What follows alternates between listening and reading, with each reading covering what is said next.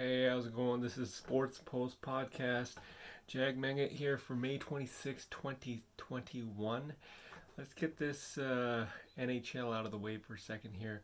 Not to say that I'm just rushing the NHL, because I'm not, because I want to get on a hot debate topic.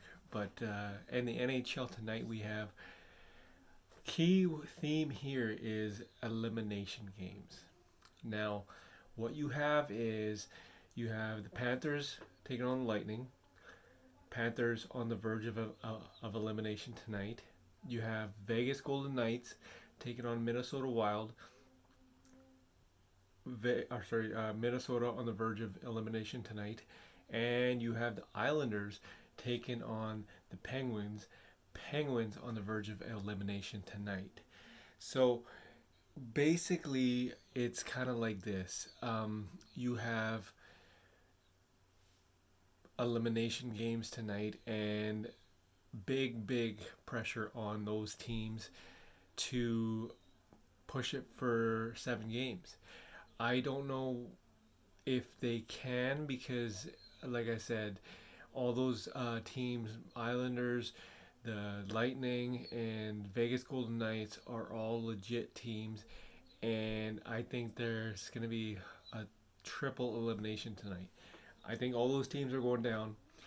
Last night, Maple Leafs took on the Canadians, and they pushed that series to 3-1. And quite frankly, Toronto has gotten their groove back, and they're gonna beat the Canadians and go on to face the Winnipeg Jets. So look out for that tonight. In the NBA, as you could tell, I have first take on right now.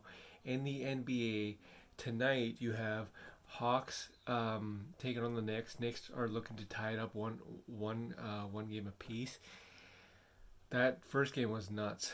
It was 107 to 105, I believe, and Trey Young, broke the tie with about 2 seconds left. So if you guys saw that play, that play was meant for John Collins, and it all of a sudden John Collins lost his shoe, and Trey Young saw that, and he just went for it. So he won the game. Silenced the MSG crowd. That was insane. And quite frankly, tonight also you have the Jazz versus the Memphis Grizzlies. Now, Memphis won the first game, but then again, the first game did not involve Donovan Mitchell. Donovan Mitchell kind of upset that basically he wasn't allowed to play because of the medical staff. And yeah, no, I'm the world's best boss, by the way.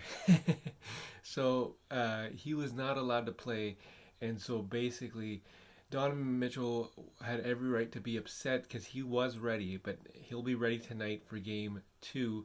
So look for Jazz to tie that series up tonight.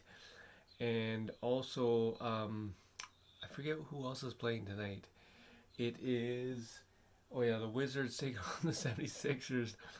76ers, I just think that there's no answer to Joel Embiid, and 76ers are going to sweep the Wizards. As much as Russell Westbrook plays terrific, and Bradley Beal is unreal. That rhymes, by the way. I just think that basically it's over for the Wizards, and they have no answer for Joel Embiid. That's just the gist of it. Last night, you had Brooklyn Nets just demolishing the Boston Celtics. Blake Griffin came out of nowhere and just was dunking on everybody, and Nets look unreal. I don't know if there's any team out there that can beat these guys. Basically, let's move on to the next game because the Nets are going to sweep the Boston Celtics. Lakers barely beat the Phoenix Suns. It was wire to wire, but then eventually they got past. I think it was like a 7-point game or 5-point game. But in my opinion, Lakers need to really dominate. There was no domination last night. You had Chris Paul hurt, and they should have took advantage of it. This should have been like a 20-point blowout, but it was not. So it's Lakers really need to do a better job of attacking the paint. Like, you have dominant big guys, and you have to really, really hone in on that. So Lakers really need to do a better job. But what I want to talk about is the Clippers. Now, the Clippers are down 2-0 to the Dallas Mavericks. Yesterday, I said that they would win. And I firmly believed that they would tie up the series. But now it's 2-0 for the Dallas Mavericks. Like, give credit where it's due. Luka and Dallas Mavericks played unreal. Every shot that they made, every shot that they took went in. So it's kind of like, wow. Like, Clippers were not playing no joke of a team. But considering the fact that they have all-stars on their team, they should have done a better job. The series is not over yet. I know the media is just going buck wild over this, as you could tell. Stephen A. Smith, Max Kellerman, they're all talking about it's Kawhi's fault and yada, yada, yada. But Kawhi played a pretty good game. It's just he had no supporting cast. Not to the degree where you need to beat Luka and Dallas Mavericks. So, will Dallas win Game 3? I am not 100% sure. I would bet on that, because obviously the Clippers have a lot riding on this game, and rightfully so. They will rise up to the challenge. My only concern is this. It was reported that Rajon Rondo ended up yelling at Ty Lue and Serge Ibaka, and there was yelling back and forth. So, and Ty Lue is the coach; he's the leader, and people should respect him. But what happens if one of the team players, who literally has not even been there for that long, has only been there for like a couple months, is starting to yell at your coach? What does it tell the younger players like Terrence Mann? Like, oh, hey, guess what? Somebody's yelling at my coach. There's no respect for him. And I had a discussion with a buddy of mine, and he basically said, well, LeBron yelled at Ty Lue. Ty Lue yelled at LeBron in the 2016 finals at halftime, and they ended up winning that game. But there's two things to that. LeBron is a generational talent. Rondo is not. He's a hell of a player, but he's not generational talent.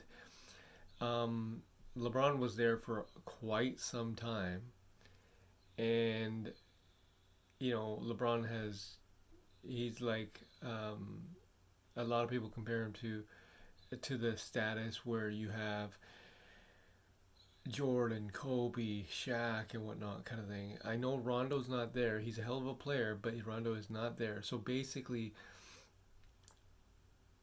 how can you let a guy that's only been there 2 months disrespect you in front of the entire locker room and then try to command respect the next game? It doesn't make any sense. So my point is this. Kawhi Leonard is looking at this, and it's a dysfunctional organization. It's a dysfunctional locker room. And I'm telling you, he is not staying with the Clippers. A lot of people keep saying, oh, he's going to stay with the Clippers. No, he's not. He is going to sign with the Miami Heat or the Golden State Warriors. And I fully believe it's going to be the Miami Heat, because Kawhi Leonard needs to have like a true leader. He's not a leader. He's absolutely not a leader. And basically, it's just Pat Riley. Think about it this way.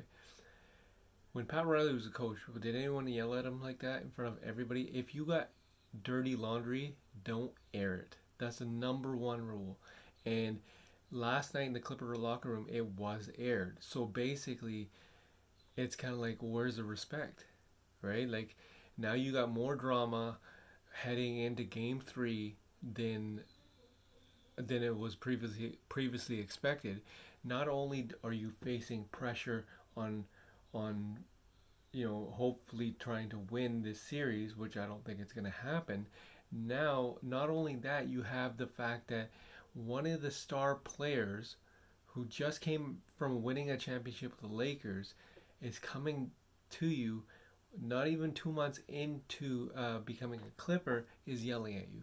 I know they had a 15-year relationship and yada yada yada, but still, there's more to it than that, and it's all about respect. So, how are the I got allergies, sorry.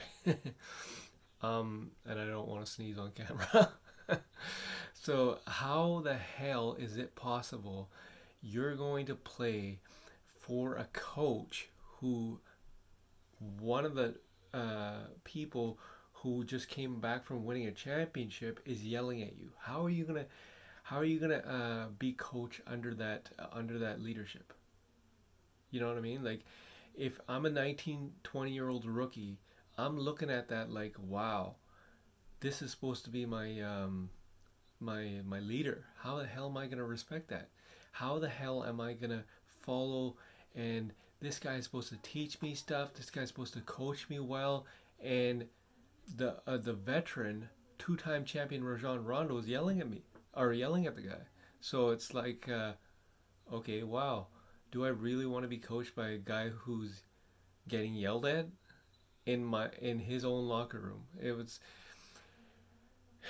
It just proved that it's a very dysfunctional locker room. They're a very dysfunctional organization and a very dysfunctional team. Jag Mangat for the Sports Post podcast. World's best boss, right here. May 26, 2021. Make sure you tune in tonight to those games.